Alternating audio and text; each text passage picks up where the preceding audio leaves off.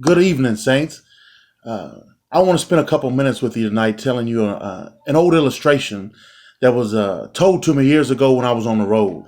I was doing traveling evangelism, doing circuit preaching, and during that time I was given the opportunity to learn some good illustrations to describe the gospel and the sin that is in man.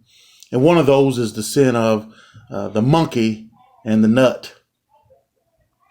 Now, you know how they catch South American monkeys, don't you? To catch a monkey, which is big business in South America, apparently, what they do is they get a glass mason jar, or they get a gourd, something that has a small bottle top opening at the top of it. They put a little weight inside of it, and they put various nuts inside of it. And those monkeys love them nuts. See, they love them. And they put them down in there. And they just wait. These monkey catchers just wait on the monkey. They wait for the scent of the human to wear off of the gourd or the glass jar, and they wait for that human smell to go away. Then the monkeys will come over there and they'll put their little paw, their little hand down inside that glass jar. They'll get a hold of that nut, and they get real happy until they go to leave, and they try to get the hand out of the jar, and they find that they can't get it out the jar.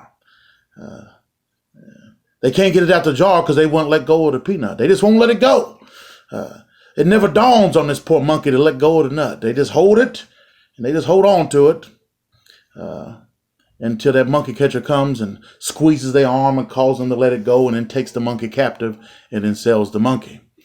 And see, that's a lot like man and his sin.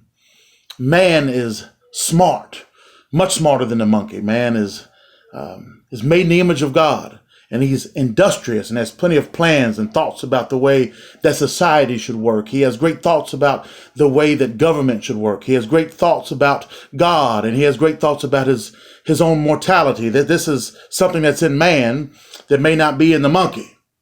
And see, that monkey has some talents and a mind too. But as long as he's holding on to that nut inside of that gourd, he's useless and he's stuck. And man, as long as he's holding on to that nut, no matter how ingenious he thinks he is and how much he thinks he has figured out, he can't go anywhere. And as long as man is holding on to sin and he has his heart gripped around it, he'll never be good for anything. You see, free people are people that make free societies and free families and free communities. But it begins with individual freedom. See, only free men make free societies. So sometimes we get caught up in trying to get the things right from the top down rather than from the bottom up. Freedom begins with you, and it begins with me. And it begins first when we lay down our weapons and we let go of that sin that has us held captive, and we embrace the Lord Jesus Christ by faith. It's when we say, I'm going to let it go. Trust Christ. You can't do both at the same time. You can't be free and still hold on to the nut in the jar. You have to let it go.